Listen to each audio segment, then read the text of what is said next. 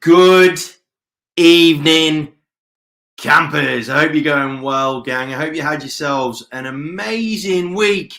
Andy here, the professional human. Hope you're going well, team. Hope you are going well. Apologies for the lack of an appearance on Wednesday. Make no excuse for it. It was my old man, should have been my old man's birthday. So I was just having a bit of a chilled out, quiet moment with the kids. No apologies for that, really. It's just one of those things that sometimes we just got to make sure we're prioritizing the right things, right? Now, gang, how are we out of 10? How's our week been out of 10? Put your scores on the doors in the comment section below, please. I want to know how everybody has been. I want to talk about something that it's an observation that I've made that is really sort of causing a bit of angst, and it's doing it in a very sort of subconscious, sort of subliminal way. And I want to have a sort of dig into that a little bit over the course of tonight. But I want to know how everybody's going in Victoria, how you're getting on with all of the private inspections and whatnot, how stock levels, how are your vendors getting on right now? And I want to ask that for everybody around the country, because I'm hearing a lot of stories now, a lot of little niggly stories about vendors, sellers that are just going a bit too far beyond where the market is likely sitting. And they are the first indicators of a potential change in the market. I know that lenders are really starting to get pressured on to tighten up their lending criteria and so on and so forth. Federal governments are really starting to try and work through them to slow things down a little bit, because realistically, they might increase the interest rates maybe next year or the year after, but they have kind of sort of put themselves into a corner where they've sort of really committed to 2024 with that. So they're going to have to try and do something to maybe potentially slow things down. And it's obviously going to come through the corporate landscape, as with a number of other things that's going on right now. New South Wales. Oh, Gladys. Away she goes. How are you guys feeling about that? Are you happy? Are you sad? Are you sort of a little bit concerned that, you're almost there in this whole roadmap thing, and she, for better or for worse, she was getting you there. Are any of you sort of become a little bit unnerved by that? Tell us your thoughts. Queensland, I'm seeing and hearing more agents that are really sort of having a bit of a trouble with their sellers and getting sellers to see the reality of the marketplace and sort of, trying to get them to not be too overzealous when going to market, right? So team, give us your scores on the doors. Let me know how you're getting on. Let me know how you're feeling. Let me know how you're looking forward to the weekend and what action you've got coming forward and all that sort of stuff. Let us know in the comment section below. Now, gang, I want to dig straight into the topic that I really want to sort of bring to people's attention, right? It's something that doesn't really get spoken about all too often, but it's an observation that I've made that is certainly causing issues. And I don't know if anyone's really realizing this yet, right? And it's all around the topic of being really busy, right? Now, that phrase down there, I'm so busy, is probably something that I'm hearing at the start of almost every conversation when I'm asking people how they're getting on and how they're going and how everything's rocking in their world. Almost all the time, I'm just getting, oh man, I'm so busy, Andy. Oh, I'm really busy at the minute. Oh, it's just crazy. So I'm just crazy busy, just so busy. And I want to, like I said, team, I want to not be discouraging hard work, but I want to bring to everybody's attention how much language can really sort of affect the way that we're carrying on with ourselves and our psyches and our mentalities. Our motivations as well is really critical around all of this, right? So this phrase, I'm so busy, ask yourself, how many times do you think you've said, whether it's to yourself or whether it's to other people when they've spoken to you or whatever the case may be, how many times do you think you've said the phrase, I'm so busy? I reckon it's a buttload, right? I reckon it's really often. And the issue with that is, right, so let's have a think about the word busy. Whenever we talk about the word busy, there's generally not very many positive connotations around the word busy. when we're describing stuff, right? Generally speaking, leaders would say a lot of the time, oh, look, he's acting like they're busy, or they're doing stuff just to be busy, right? There's very rarely can people say, or even think about it yourselves. Have you ever said at any stage anything that's really positive is really busy? Ultimately, if the business is going really, really well, you wouldn't be saying, man, if you're saying I'm so busy, you would then probably be saying, I'm so busy, it's amazing, right? But right now, loads of people, pretty much everyone that I've spoken to, is just saying, yeah, man, I'm really busy right now. Is that really that positive? I want to bring to people's attention this notion that saying that you are so busy to whoever it is quite possibly the most toxic thing you could be saying right about now. Because the way what we say affects how we feel and how we think, all right? It really, really is. It's called linguistic determinism, right? And what that means basically is, if you say, for example, if you say the word, disgusting, all right, and you say it and repeat it over and over and over and over again, it's a little social experiment.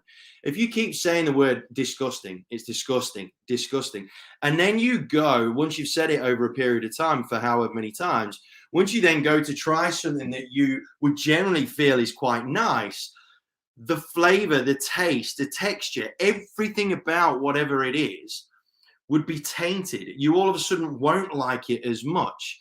I would encourage you to give that a go if you don't really believe what I'm saying. Things that we say, and it doesn't even matter if we're saying it to ourselves or to anybody else, the language that we're using is affecting ourselves as much as it is anybody else that is around us. So what can we say, right? What can we say that's different to saying that I'm so busy, but still implies that you've got loads on and so on and so forth? Because I would highly encourage over the course of this weekend, and this is going to be a relatively short episode, right?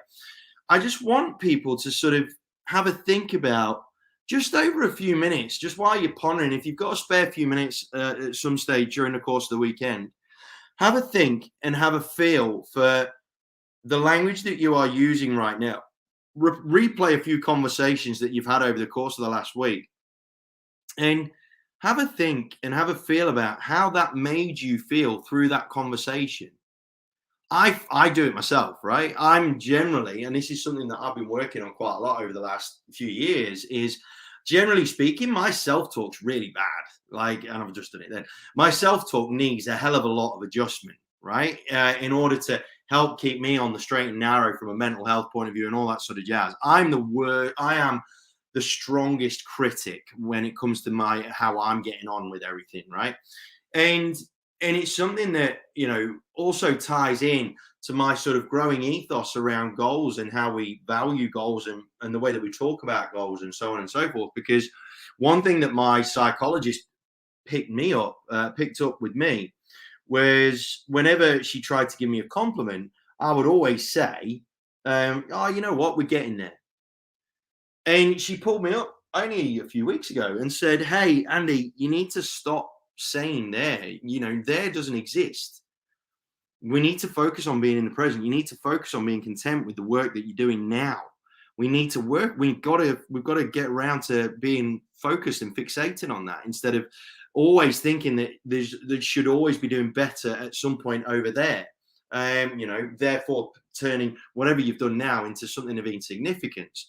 So, gang, I really want to hopefully spark maybe a couple of thoughts around your general vernacular, right? How you go about describing things, because it will absolutely be affecting how you're rock and rolling right now. It really, really will. Saying that you are so busy, it's not really doing you any favors whatsoever, because it's just all it's going to do, and try and be conscious when you say it next time, all it will be doing is adding pressure. Whenever you say to someone, I'm so busy right now, how often does that make you feel like you're under more pressure every time you say it? And that's exactly my point.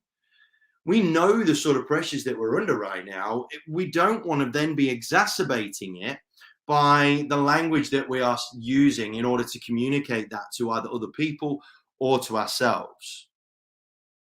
It sounds a bit airy fairy, right? But believe me, it is so unbelievably critical that we pay attention to it. Because this is the most used phrase right now. I'm so busy. Like I mentioned in the description, it's even more busy than the whole you're on mute, right? It's even taken over. It's even superseded that as the most commonly used phrase in the real estate landscape right now. And we've got to get ourselves away from that. We've got to start changing the vernacular of how we go about describing the productivity that we are getting on with, or lack of productivity, depending on how we're managing our diaries and our priorities and all those sorts of things, right?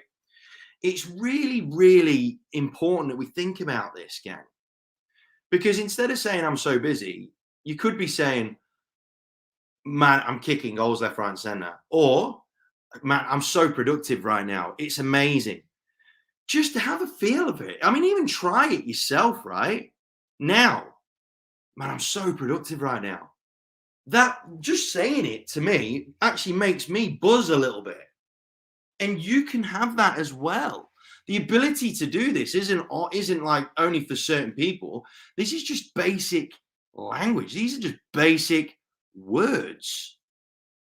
All you got to do is flick one or two of them, and your game up here really starts to change in a great way. So I just wanted you to have a quick think about it, team. Like I said, I don't want to be on here for too long on the Friday night, but I reckon it's probably I won't say the most alarming observation, but it's definitely an observation that is causing effects up here. We've gone from, in a lot of states, if not all states, at various points, we've gone from neutral or first gear to fifth gear and skipped all the ones in between. And that in itself creates so many different exertions of anxiety and pressure upon our minds, upon our bodies, upon the way we think, feel, act, so on and so forth. We don't want to then compound it by the way that we're describing it to people. Believe you me, gang, this isn't a law of incremental change, right? This isn't a this isn't a Dave Brailsford sort of changing a load of things incrementally by 1% and making 1% improvements everywhere and then culminating into a grand change. These are significant changes. These are significant alterations. Simple to do to a degree, in terms of you can just flip one word for another instead of saying I'm so busy to saying I'm so productive, right? It's only one word of a change, but the effect that it can have will be profound. I can all but guarantee you that. It can be really, really profound. So have a think and a feel about this, please, team, over the course of the weekend. And please, if you could also, if you feel that anybody's really sort of cracking under the pressure, you feel that people are struggling under pressure, and you have a conversation with them, and via this video, you feel that their language might be causing them even more damage again and making things feel 10 times worse than what it actually is, then please tag them in this, send this video to them, just get them to pay attention to it, because that's the phrase. I'll put it up again. Linguistic determinism. How we talk affects how we think and feel. If you don't believe me, like I said, try or go the other way. Instead of going the disgusting path, take something that you might not be that keen on and then have it in front of you and even say to yourself, like, tasty, amazing, or taste, or something really positive and good that you normally use to describe things that you like to eat, and then give it a go. Chances are you won't hate it as half as much as what you used to. It's a bizarre thing, right? It's all this psychosomatic stuff that I've been doing a hell of a lot of homework on recently, and I've become a lot more conscious around the language that I use to others and to myself.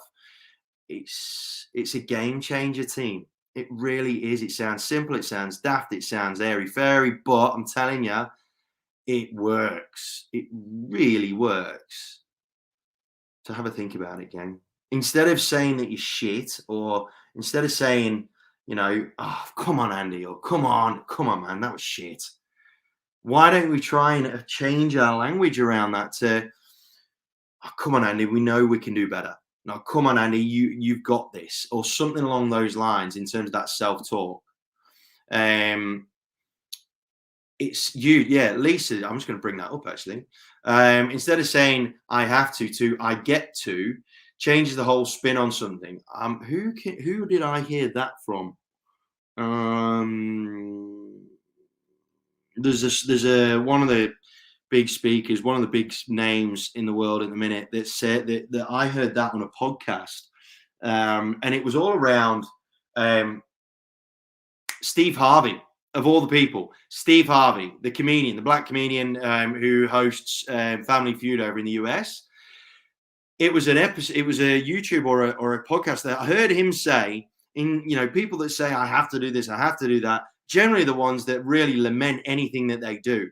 And he said, when you talk about fitness, for example, instead of saying I have to go for a run, why don't you just say I get to go for a run?